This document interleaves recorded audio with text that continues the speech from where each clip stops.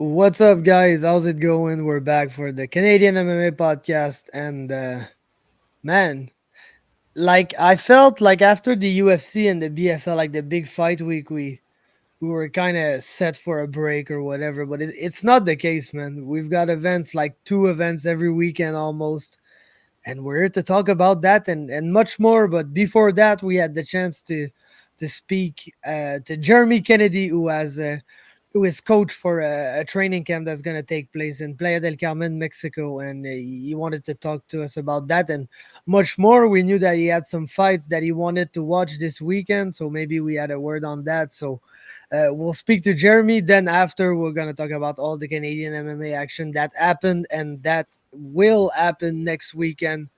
But before that, how you doing, Josh? I'm good, man. Yeah, just gonna just keep rolling with all this Canadian MMA action, and yeah, how are you been?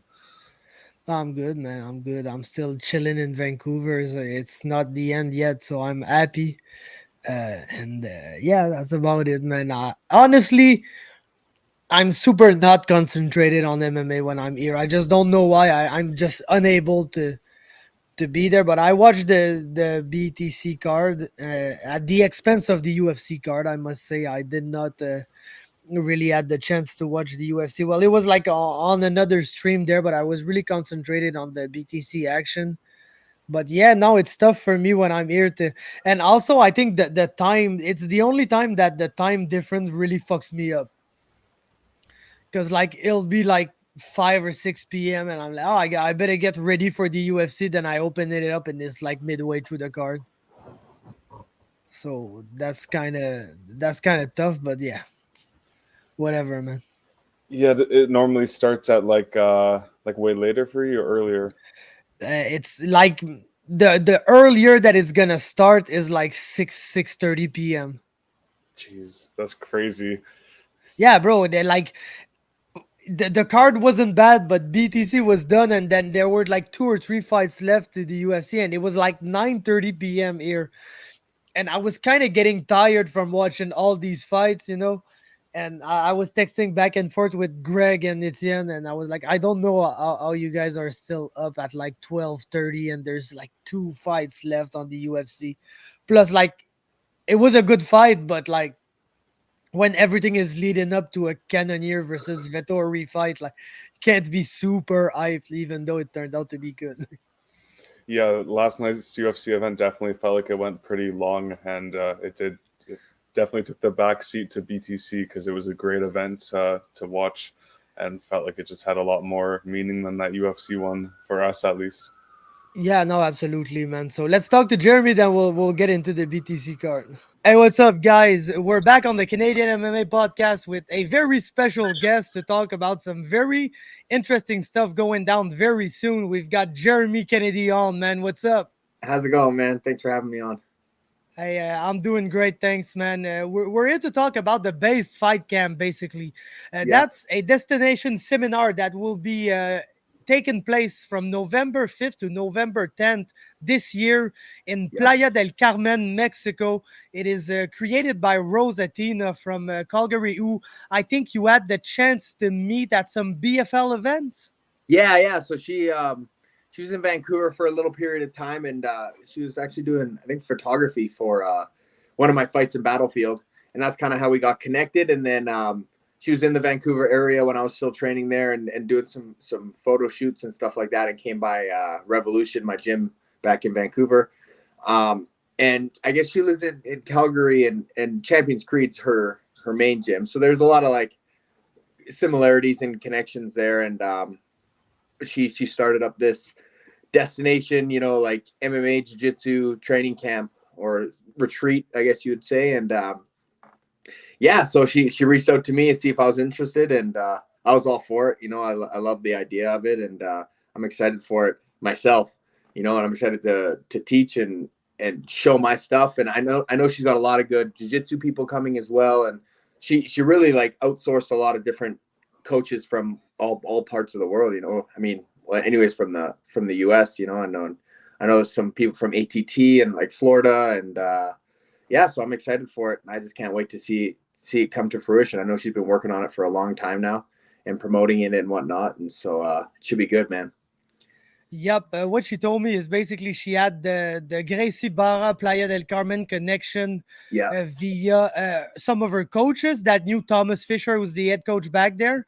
And he also knows Jake Joe, who she went on vacation with, I believe, in Playa del Carmen, Yeah. which basically led to knowing Jucao. And that's how she basically created the coaching staff, which is you, Jeremy Kennedy, Yeah. Juan Jucao Carniero, and Jake Joe, who are like amazing Yeah. jiu-jitsu and grapplers. So like it's just an amazing opportunity for people to go there on vacation in super amazing places, basically in the Caribbean. It's always Yeah. hot, sunny, and train jiu-jitsu and grappling and wrestling with some like of the best people that you can find, and one of our own Canadian that we Yeah. like a Yeah. lot, Jeremy Kennedy. So Oh, man. you can find all the infos at the basefightcamp.com. I'll try to just in a few moments share the website for people to know. Here I go there, partager l'écran. There you guys go. So basefightcamp.com, you go on the website. There's all the information about the upcoming events and the way to register, some background on the coaches and everything. You can register from there. You can also send like questions or anything if there's specific things that you want to know. So Yeah. And that's the way anything, to. any questions that other people have as well, just hit me up on my Instagram. Any of the coaches, Rose herself, and we're all pretty quick to respond and communicative, and can answer any questions that they have. And if they're interested in and whatnot at all, I think take the plunge and do it. You know, it's especially if you got some vacation time banked. You know, like there's no better place to go train. And like we were talking about off air a little bit is if you go out and you want to travel and you're used to training all the time and be in fitness, not even for a profession, it's pretty hard to get out of your routine and in a different environment, eating different foods and then not being able to work out at the same time and not feel yourself. So this is a place to kind of go have both, you know, explore and see a different part of the world and train at the same time, world class. No, absolutely, man. It's an amazing opportunity, and like I hope people take advantage of it for real. Yeah. I'm gonna be checking my dates and everything because November I'm in Quebec, man. It gets pretty You don't want to cold be in there. November. Yeah. Yeah, exactly. I don't want Yeah. to be there when it starts to get like minus temperatures and snow and all of Yeah. that You stuff. So just chase the I sun. Exactly. So, yeah, you know, go where that absolutely, goes. man. Yeah. Yeah. Absolutely, man. So you guys should check that out for sure. But I got a question for you, Jeremy, that I like to ask the people that have been to the UFC and that are not Yeah. anymore, because I've heard a lot of people saying that basically you always wish that you get to the UFC, then sometimes you get there and it's not quite What it was. like you Yeah. hope that it was or that it would be. And I've heard so many people that had like went to the UFC or had other opportunities elsewhere and said that's the best thing that happened to my career, basically. So I Yeah. wanted to know on your part, being honestly one of the guy with the weirdest UFC story, meaning that like you lost one fight to the champ and then you were gone and Yeah. Yeah. nobody never really knew. Also, I wanted to know like did this have like a positive or negative impact on your career? Oh, definitely a positive. I mean, would I've liked to see where my career would have went the different way, of course, but like that's on every turn. You know, I was bounced around in a few different promotions, so I mean, at any point I could have been like, hey, my career could have took a whole different turn. You know, but I think it worked out perfectly. I just kept grinding and kept fighting, finding the best fights possible in the biggest stages, and ended up in Bellator where I'm happy, and you know, this is my long term, my home now, and I'm a staple there, and we're chasing that title now too. So I mean, I can't really complain about where I went. And as far as the UFC, it's more the, I think a lot of like the young fighters coming up, they're always chasing the brand. You know, like the three letters, the UFC. That's all they really want. They take pay cuts for it. You know, there's money outside of it. You have more of a say. I would say, like, you don't want to just be another number, you know, to the big UFC machine. And I was there. I've done it. I've been there and done it. Thankfully, and you know, it's something I can tick off and say I've done it, and I was successful at, and I was there, and you know, but again, I'm just happy where I'm at now. I wouldn't change that at all. I would rather be where I am now than if I would have stayed in the UFC and fought up the ranks, and who knows where I would have been at there. But I'm happy. I like the division I'm fighting in. I like all the potential opponents.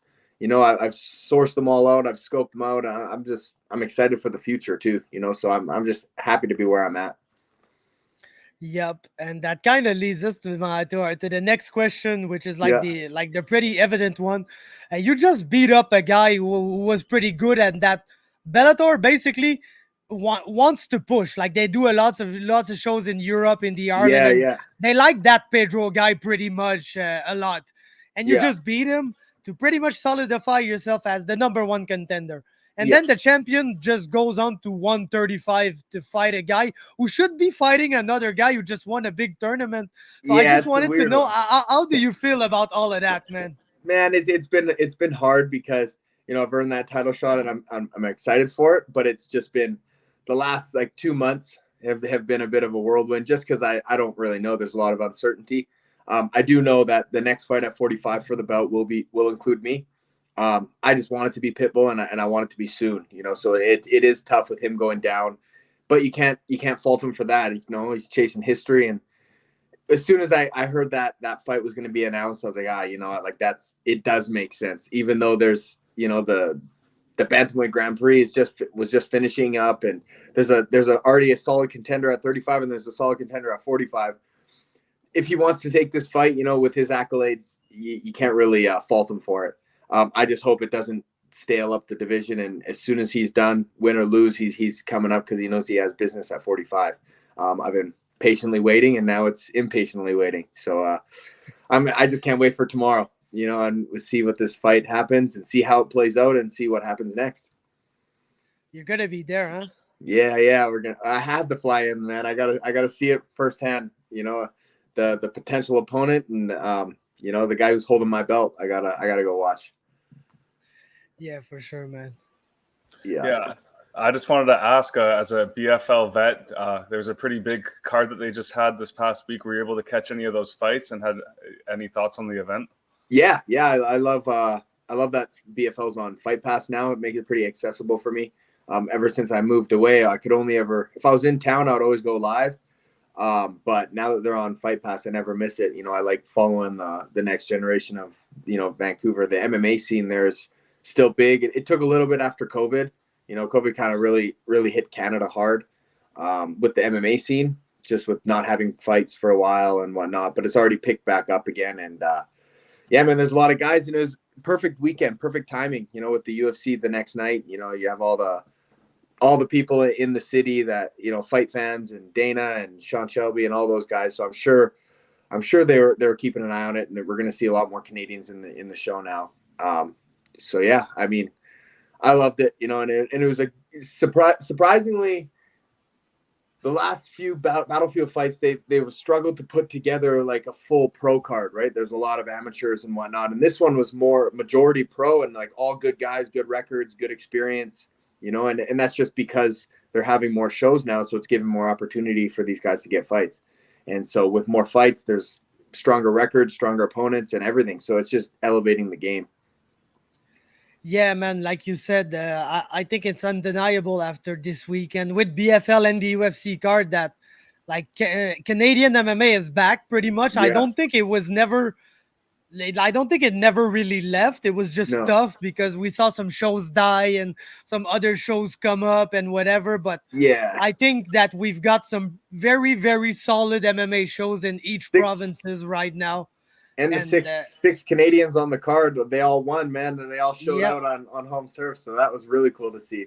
You know, I was super happy to that. It just proves that Canada is a great market to tap into. Like the Rogers Arena was, you know, booming. The crowd was crazy. So I think it's just going to entice the UFC to come back more. And, you know, I really want a Bellator event to come to Canada. And so I think that was a great, you know, foothold for hopefully they were taking notice because I know Bellator is expanding a lot. They're going to a bunch of different countries, even the rest of the year. You know, I've heard lots of different things that they're planning on doing. And already in the next couple months, they're doing Japan, Ireland, you know, so I'm just hoping that they can make Canada one of those stops. Yeah. Yeah, they Do were you just in Seattle, so it's not too far away. No, just jump over the border and let's get this done. Yeah, man. Yeah. do you think that you'll win the race? Will you bring Bellator to Canada before Oli Aubin brings PFL to Canada? Yeah. I just got to get through Pitbull, then I can start calling some shots here. I beat Pitbull and maybe give him his rematch in Canada. Yeah, the thing I think that you have on your side is other good Canadians in Bellator, Yeah, which yeah, is we got a full. like Sorry. there's one or two in PFL, but they'd have to sign some people or whatever for a Canadian card to take place. Yeah, Bellator could come to Canada, and they got plenty Canadian they could talent fill a that they card could as feature. is. Yeah, Yeah, definitely. yeah, They yeah. got a lot of some of the best fighters in Canada right now signed to the promotions are with Bellator. Over the UFC and PFL. So I think if Bellator does want to come to Canada, they definitely have the roster to do it already. PFL was close to coming. I think they even had a show for the East Coast, like right before COVID, when they canceled that whole season. When they had Rory, they were going to bring him over. So I know, Canada's right there for the market for the taking. It's just these promotions got to, take the risk and come here, and they'll see that it's a fight country. It's a very minor risk because they're gonna Yeah, fill the arena. People fill the arena ups for like local fights, so yeah, they're gonna go to any major promotion. exactly. Yes. Hey, so thanks a lot, Jeremy. We don't want to take more of your time. We know you're Oh, a my very man. busy man with the training, the flights, and all the calling outs that are gonna take place this Yeah, weekend.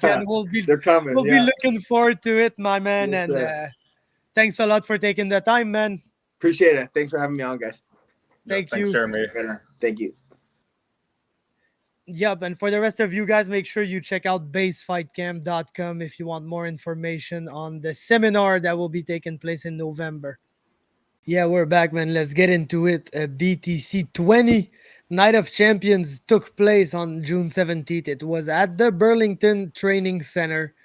And it was, like you said, a great event. Honestly, it was felt to me a little bit like Samurai MMA 5 in the sense that the card was stacked plenty of title fights, but like people got fucked up on that card, bro. People got finished left and right, like some brutal finishes, some great submissions, but we saw way more people getting finished than like actual fights. But when we had fights on that event, there were crazy back and forth fights, and I really am anxious to talk about all of that. But let's begin with the first fight of the evening. Alex Glusman against Alex Medellin, the battle of the Alexes. And Alex Glusman was 0-1, comes out of Jocelyn's MMA, which is a very good gym.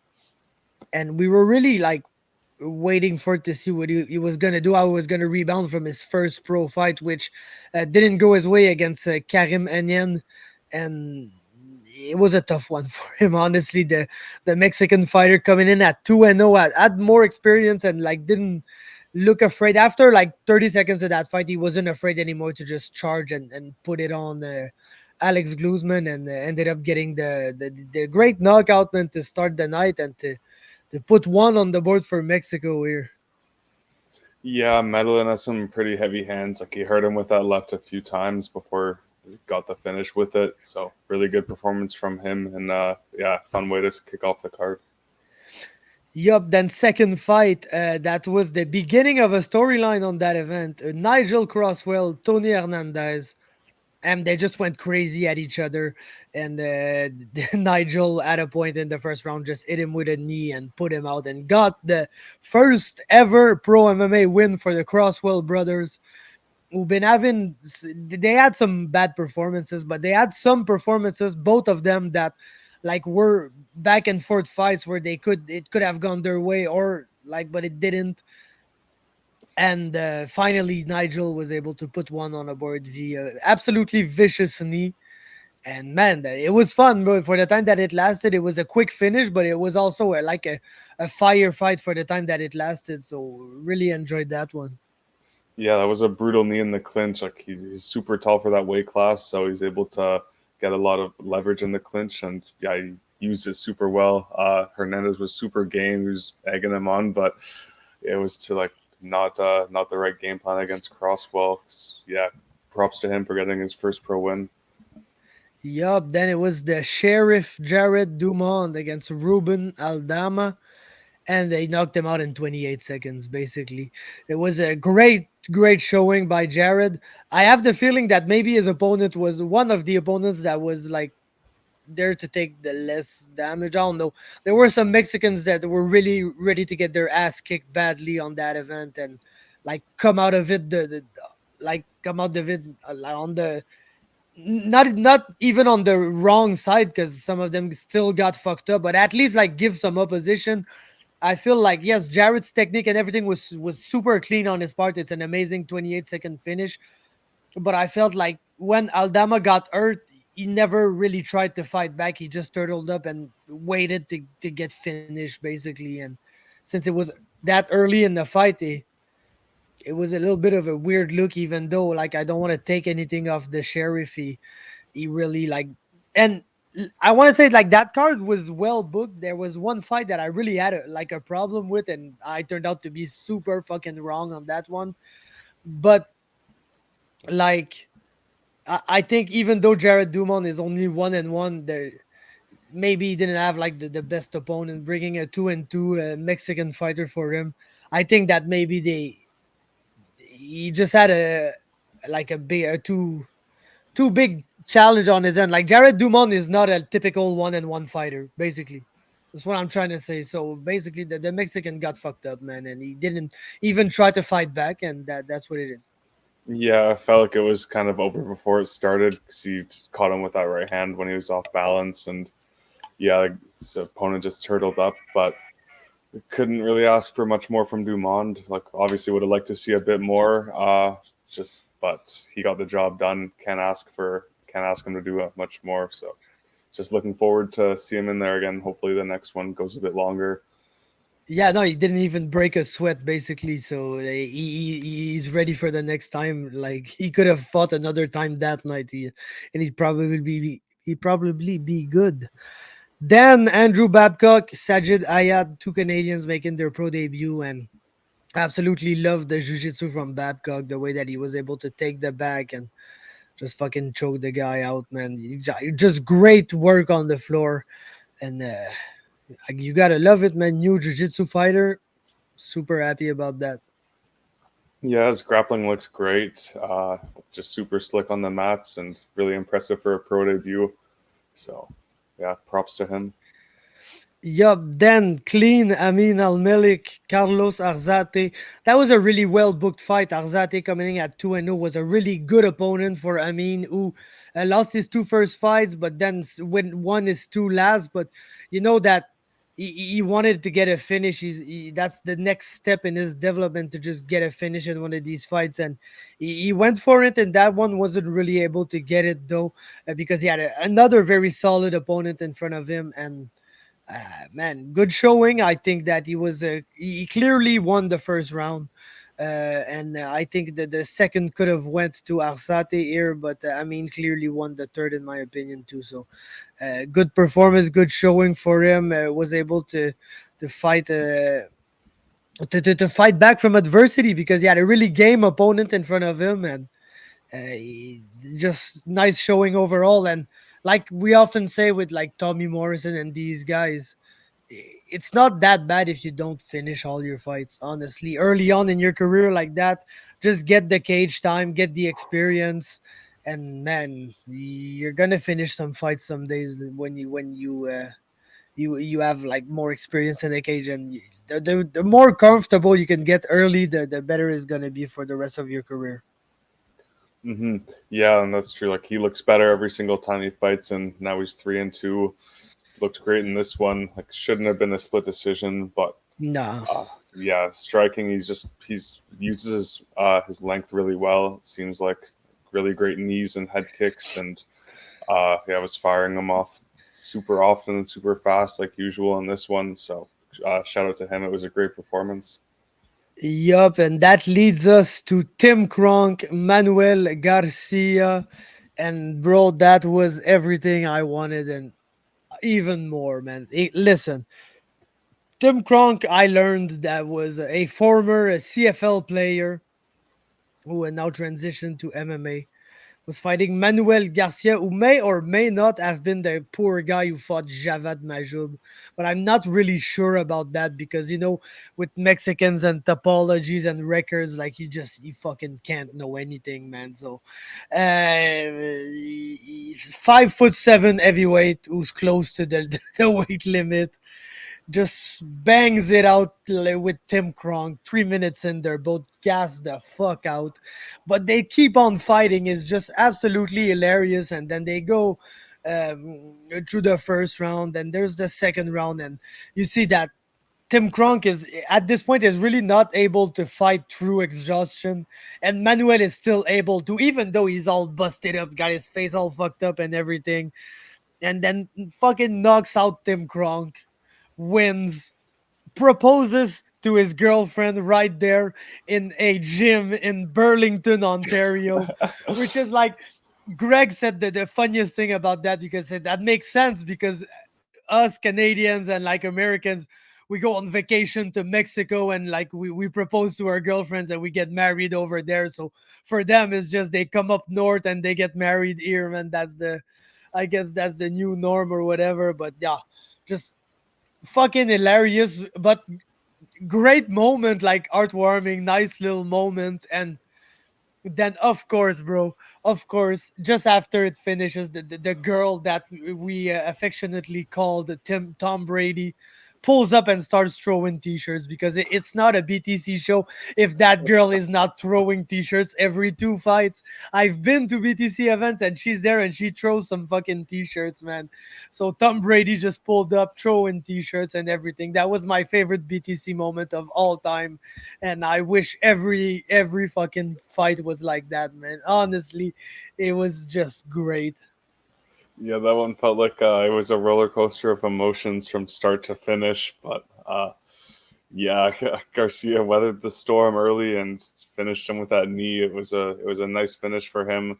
But the fight itself was it was crazy action packed. Like Kronk gave him it all, and Garcia took everything he gave. So yeah, Garcia just super tough, capitalized when his opponent was out of energy. So yeah,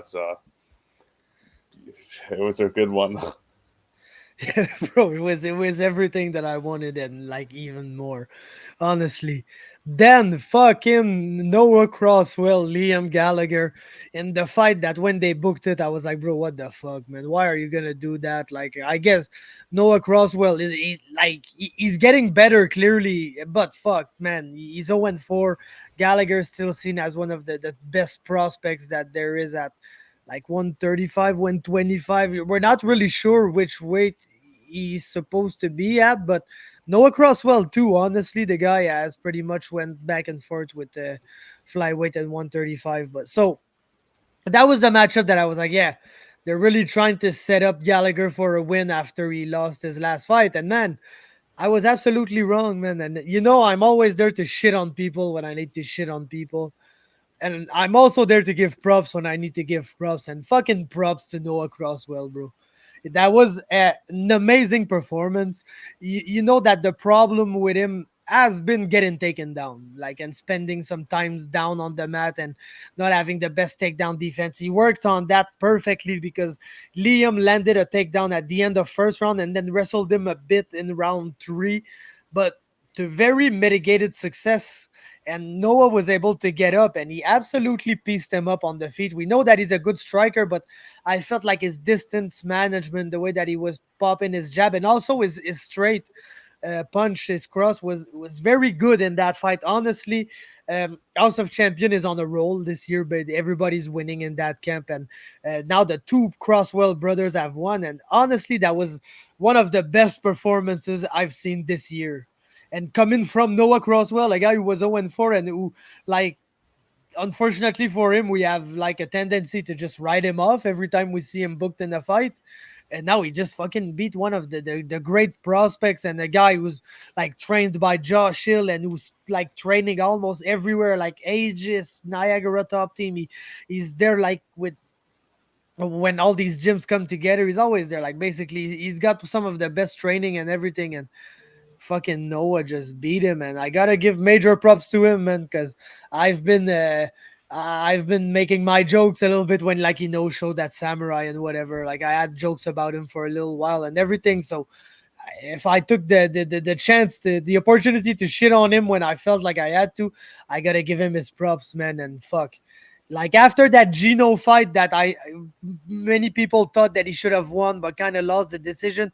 Like I gotta say, I was even scared for that decision because if you listen to the commentary, they were like, "Oh yeah, we believe like Liam won round one," and I don't think Liam won round one at all. I think he got pieced up and then landed a takedown with 1 minute left and didn't do much with it.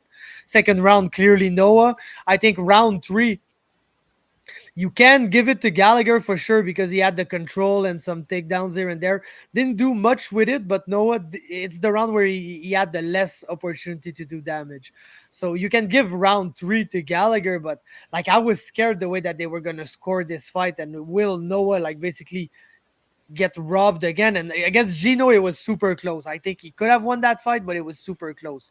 I feel like that fight he clearly won 2 out of the 3 rounds, and I was scared that they were gonna rob him, but there it was unanimous, even some 30-27s, which I appreciated to see. So amazing performance for Noah Crosswell, man. All the props in the world, man. That was fucking great. Yeah, I definitely agree. Like after the fight, I thought Noah would win, but I didn't know who they were going to give the fight to when they went to the decision, and when they so yeah, it was definitely agree that round one was like you just it showed their faces afterwards, and the damage was pretty evident who had got the better of it. So it's just yeah, before like biggest thing is just shout out to the Crosswell brothers 'cause those guys both got their for both of them to get their first pro wins on the same card is pretty sick. And this was a tough matchup for Noah because we know Liam's a good grappler, and he was able to, like you said, just mitigate and shut down the grappling offense of Liam. Even when he got the takedown, he just um, didn't let him advance. And yeah, he couldn't really do anything with the takedowns. And the boxing looked great from Noah. Two super lanky guys, but yeah, Noah just used his boxing range super well, and House of Champions just keeps being on a roll, like you said. So you pretty much hit off everything I was gonna say, and yeah, shout out the Crosswell brothers. Yep. And then Luke the Duke just came in and fucking took a guy down, subbed him like with a Kimura, and he looked like a teacher teaching his class. Oh, so you put your leg there, then you fucking it was, but like I could say, oh yeah, this was a mismatch, but bro, there's a reason why Luke the Duke only fights like once every 25 years. Nobody wants to fight this guy, man. He's an amazing wrestler who loves jiu-jitsu way too much for an amazing wrestler. So it's like a disgusting matchup for anybody that exists on earth. And nobody wants to fight him except the fucking random Mexican guy who was hired to probably fight him for $1,000 or whatever, man. But yeah, fuck. Luke the Duke, man. Let's go, man. He's my guy. Yeah, he knew what he had to do, and he got it done right away. So it looked just like it was a clinic put on by him. Super good performance, and 2-0-1 now. So hopefully he's back in there a bit sooner than normal. Yeah, it's just like you're not gonna compete with his wrestling, man. It's just not gonna happen. And then he's good on the ground, like compared to other wrestlers who just keep on wrestling and never really like jiu-jitsu for whatever reason. He's just a fucking jiu-jitsu wizard now. So Luke the Duke is fucking one of my favorites, honestly. As is Jared Dumont and all the NTT guys, but fuck. Luke the Duke, man, he's the guy. Then, oh man, fuck my boy Gord. Fucking didn't go well for Gord, man, in that fight. But what a tough matchup, man. The guy Liam Anderson had fought like for very good promotions, came in with the most deceiving 3-2 record that you're ever gonna see, and like Gord never had the time to really establish his range game because the guy bum rushed him and fucking grappled and like Gord fought really well in defense. At some points, the rear naked choke was fully locked in, and was able to fight the grip, fight the ends, and always prevent from getting submitted. But then Liam Anderson just when you're in somebody's back, you can threaten them by trying to submit them or punch in, and you kind of force them to give the mount back because they say if I stay here with the guy on my back, I'm either gonna get pounded out or choked out. So, but from there, it's a trap to set up the arm triangle choke, and Liam Anderson worked that trap pretty well and was able to get the arm triangle, and it was a very very good performance for Liam, and sucks for my boy, man.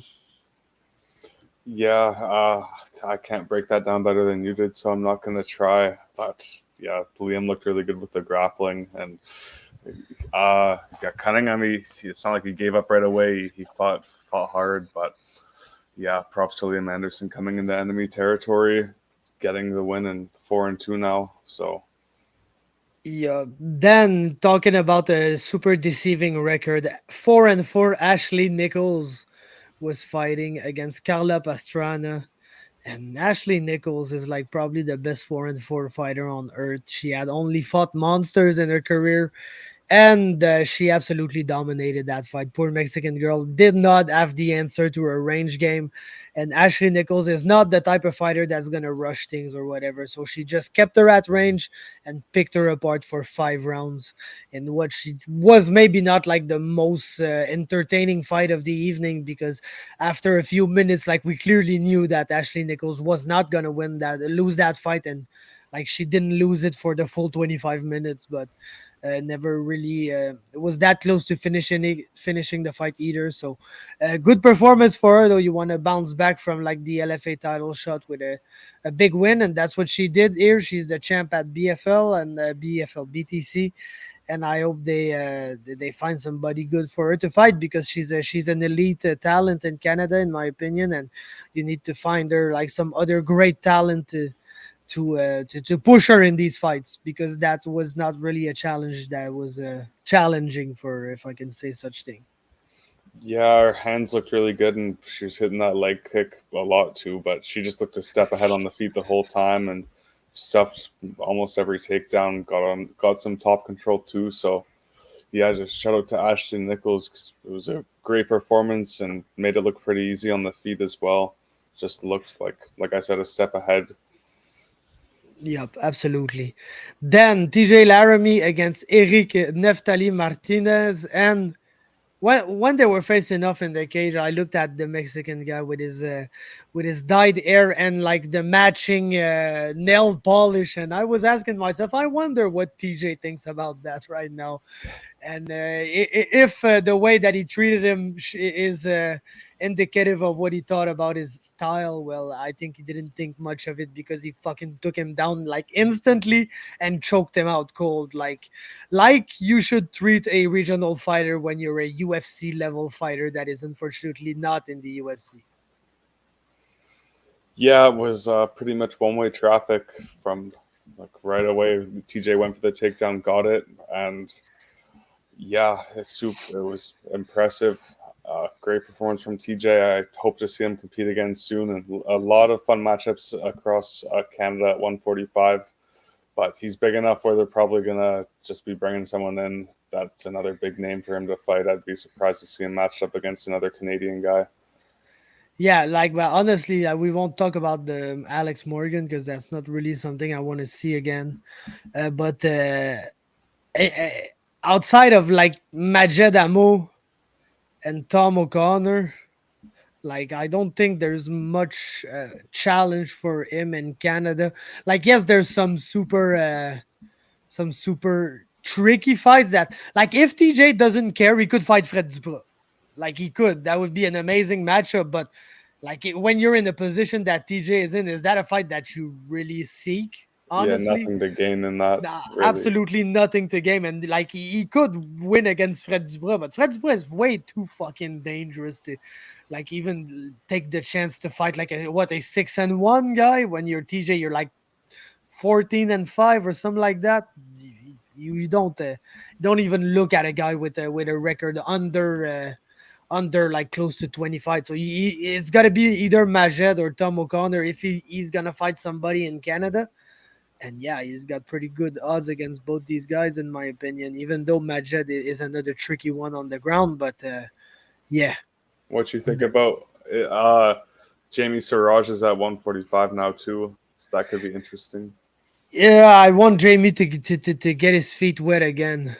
Mm-hmm. You know, Yeah. like he did to come back after all that he went through and just fucking fight TJ Laramie 2 fights in. That's a tough proposition, man.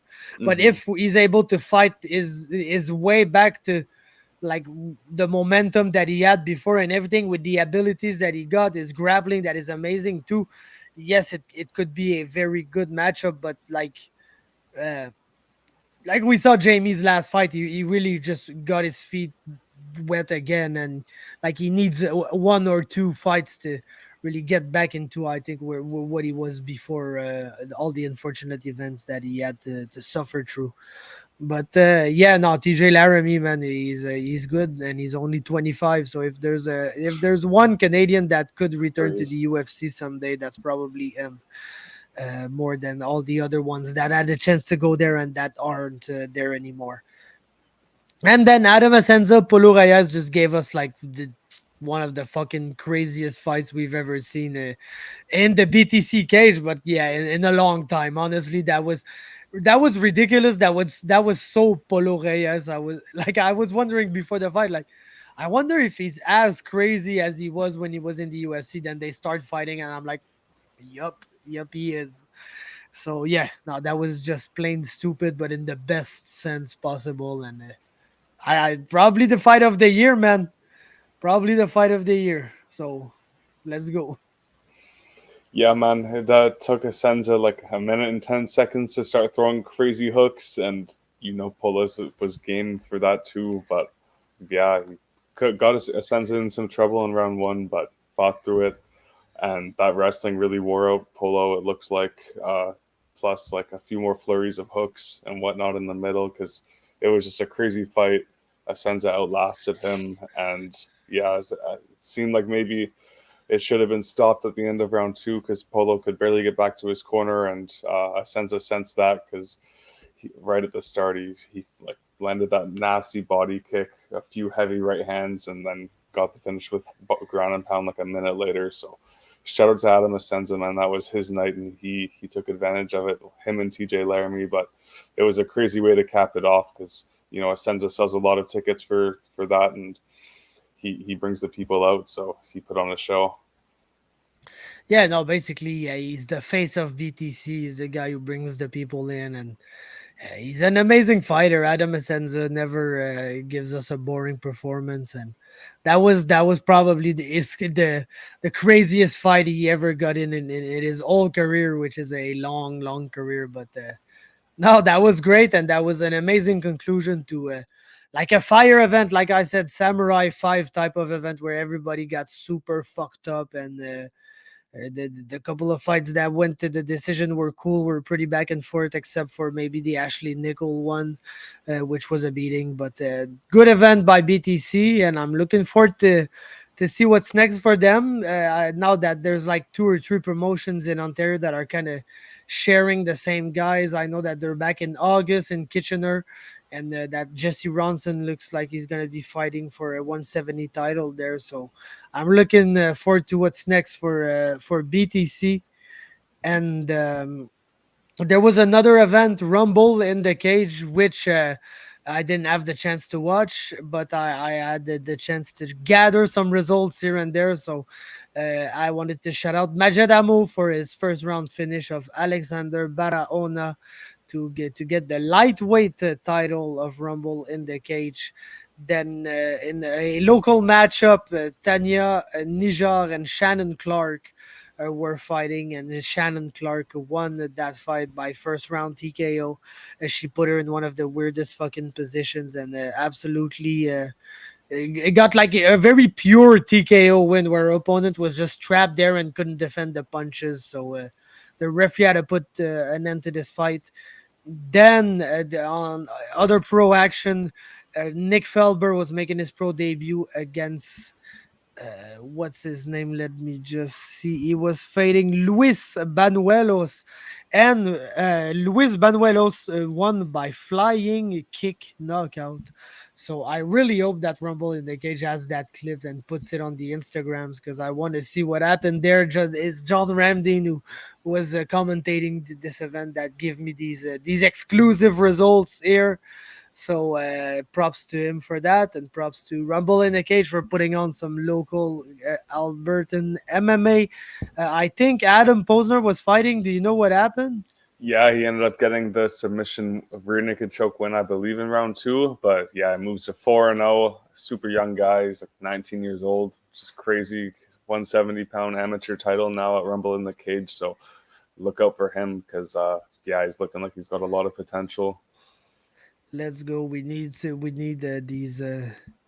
these fighters, these young, experienced fighters, which is weird to say, but I think that Adam Posner has been doing that shit for a little while, even though he's young. So Yeah, super good grappling. Like he's just got quite a few submission wins now. I think all of them are. He's got all of them are like as a result of grappling, whether it's ground and pound or submission. But yeah, he's looking really good. yup. Then let's briefly talk about the events coming up, and we'll begin by the event this Friday, which is Unified MMA 51, the return of Unified in Ontario. And damn, man, I don't know why this event kind of seemed low key, like it kind of crept up on us. But it's a goddamn good event. They got some good fights. I think they know why they came to Ontario. Clearly, when they're able to book a card in Ontario, it's some of the strongest lineups that they're gonna give us. And yeah, that's the case here because in the main event we've got an interim bantamweight championship fight.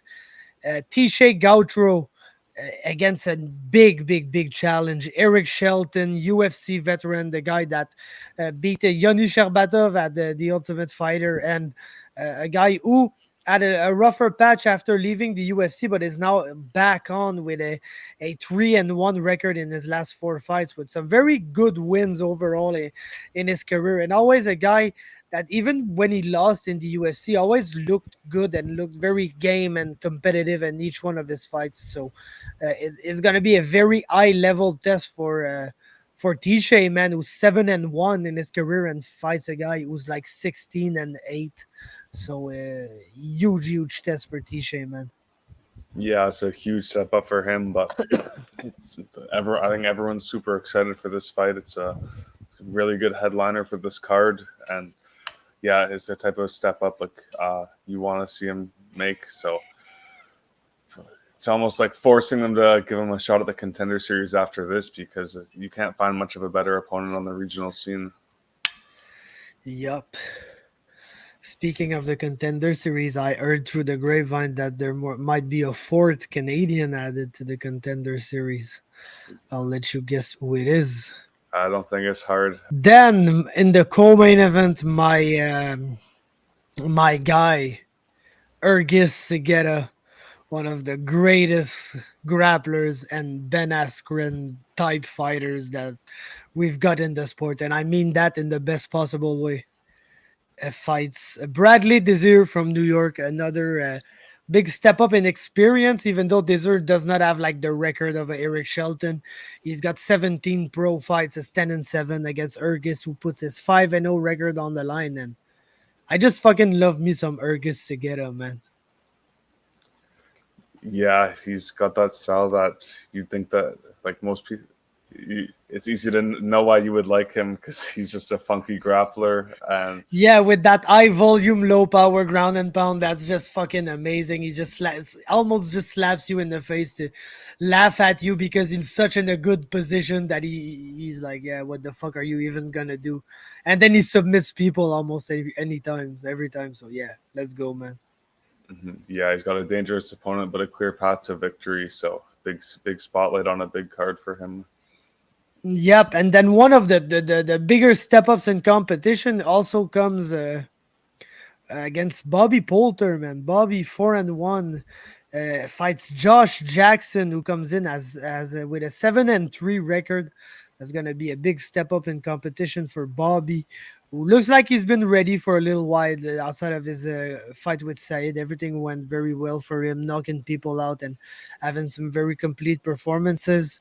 So I'm looking forward to that one here. Yeah, man. It's Josh Jackson. Just looking at his record, it looks like he's going to bring a style that is going to be a really fun fight with Bobby. So probably just fireworks. Expect that. Yep. Then quickly, Vlad Kazbekov back against Gary Konko. Vlad is always a super entertaining fighter. Then Cody Kovanchek, Sean Johnson. A very interesting fight here for Cody. Tom Theocaris, our guy, against Nathan Pierce.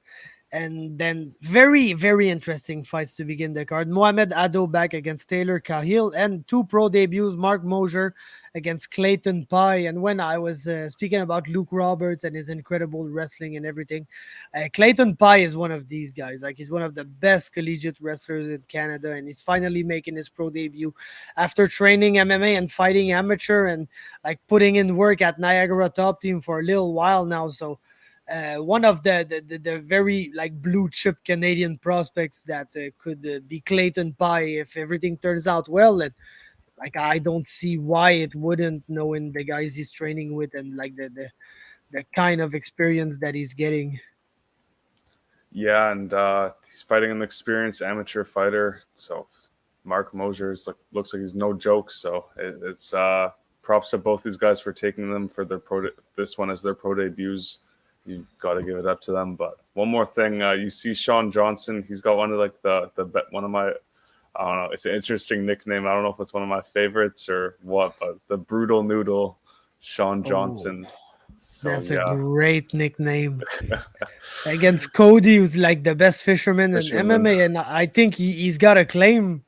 Honestly, there's a couple of fighters trying to lay a claim on the best fisherman in MMA spot. But if you look at his fisherman page, the guy looks like he knows what he's doing, like multi-species fishing, and he gets the biggest fish in each and every one of them. And as a fisherman myself, I really enjoy that, man. Fuck, that's a gimmick that's a gimmick I could get behind, man. There's few really interesting MMA gimmicks, but that's one that's pretty cool. Yeah, he's a man of many talents, it looks like. But yeah, it looks like it's going to be a pretty sick card. Like Nathan Small versus Izudin Atma. I'm not sure if that's still happening, but it could be a banger if it is. I hope it is, but I'm not really sure about that. That it's not like on the official lineup that Unified put out a couple of days ago. But man, if we got that fight too, I'd be pretty happy about that. Then the Fight League Atlantic the day after, man, on Saint Jean Baptiste. You know what Saint Jean Baptiste is, Josh? Isn't that the national holiday for Quebec? Yeah, because in Quebec, we are a nation. You guys are just normal English Canadian people, but we Quebecois are a nation, and that's our national holiday, man. Saint Jean Baptiste. And on Saint Jean Baptiste, we've got some MMA to watch because Fight League Atlantic really putting on a great event, as they pretty much always do.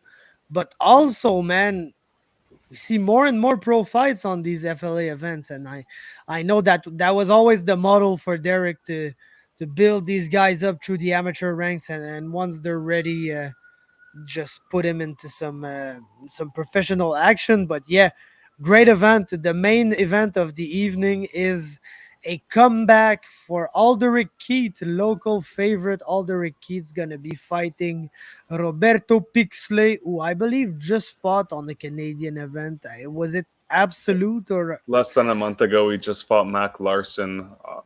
yeah, he's the guy who fought Mac Larson.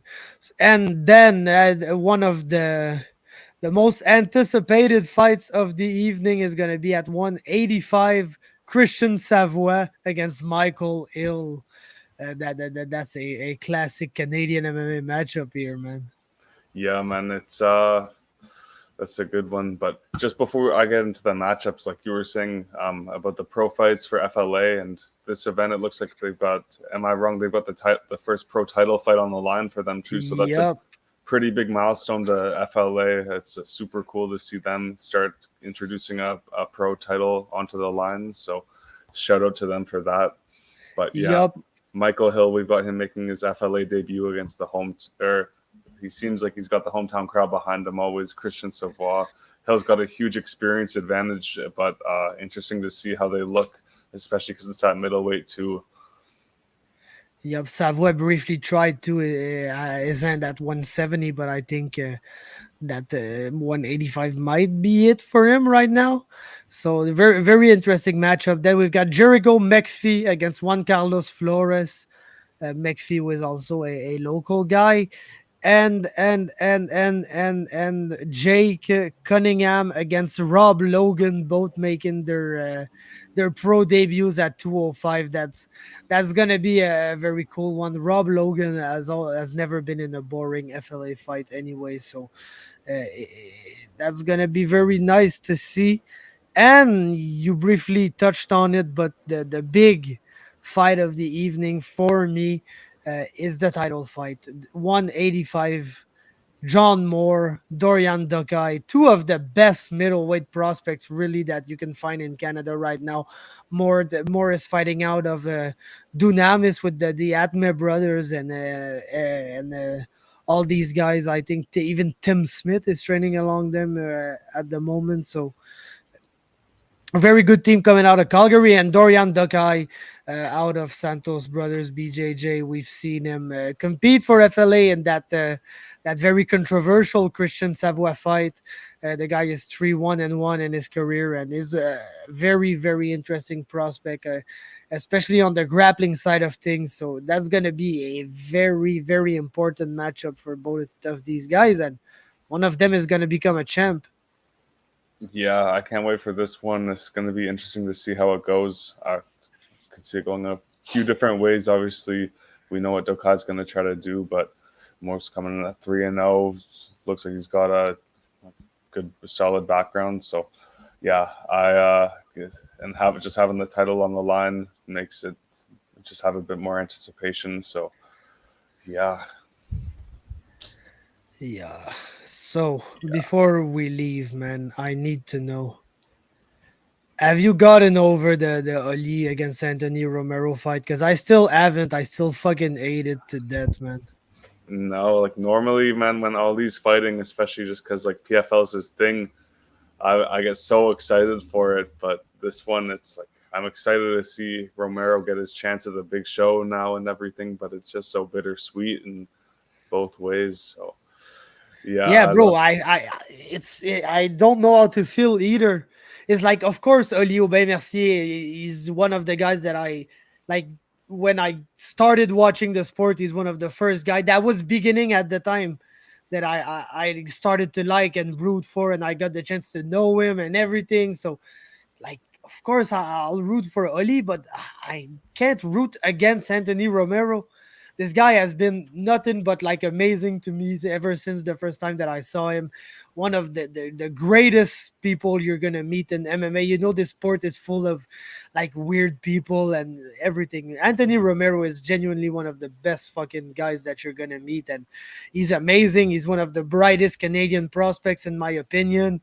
It's a huge spot for him, but like I said, it's the perfect scenario for PFL, as if Anthony ends up winning like one way or another, none of them are gonna make the fucking playoffs, and everybody's gonna get screwed, and they're gonna be so happy because Burgos is gonna finish the Japanese guy and fucking get into the playoffs like they always planned it to be. And maybe that's why I'm super mad about this fight. It's happening, and I don't want to see any of these guys lose, but it's happening in the PFL where I can't get over like their motives and everything, man. I know it's like a subject I speak so often about, but fuck, they I hate them so bad, man. yeah, like maybe if this was happening in the semifinals or it was they were both coming in with 3 points, so then you knew like one of them would make it for sure. But Bro, if this was happening in Bellator and they tell me, hey, we wanted to have a fight for Ali and everybody pulled out, so that's the fight, I would be like, oh, I don't like to see them fight, but okay, they're fighting. What do you want? But the fact that it's the PFL and every time they book Ali into a fight, it's always some fucking bullshit like that, man.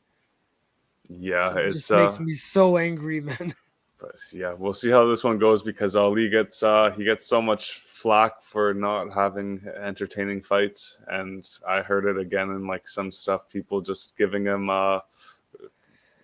roasting him because he made a Shane Burgos fight boring. But man, Shane Burgos made a Charles Jourdain fight, tried to make a Charles Jourdain fight boring. So I don't want to hear it. But No. yeah, it's I don't know what I was gonna say. What I hope is gonna happen, but I don't know what I hope is gonna happen. I hope that Ali wins a decision, but Romero has a great performance and grows a lot of stock and puts the world on notice. But Ali still squeaks into the playoffs, and Romero secures his season spot for next year. But Romero has a great chance to kind of shock the world, and if he can find a finish, which is of course incredibly hard to do. I don't know if anyone's finished Ali ever. Yeah, bro, he's not finishing early, man. Bro, Yeah, if he finishes early, man, I'd be that would probably be more surprising than Noah Crosswell beating Liam Gallagher. yeah. Well, you got to come on and do a shoey or something if he gets a finish on Ali. Yeah, yeah, of course, man. I'll do a fucking shoey of crack if you want. Okay, but yeah, let's. I just hope they both have fun. But moving Yeah, on, no, really, man. last bit of Fuck. news. My guy Dustin Johnson's got a fight booked. No opponent has been mentioned yet, but yeah, 4 weeks fighting in a one championship card in Bangkok. So yeah, it's gonna be a most likely a tough opponent, big fight like usual because there's not a ton of heavyweights in one championship. But yeah, I can't wait to see him back in action. He's got a pretty unique style for heavyweight. Yep, of course, man. We're gonna be looking forward to that. So, man, thanks for tuning in this week, guys, and see you guys next week to discuss all of that early and unified and fight League Atlantic and all of that, man. So, thanks for watching, and see you guys next.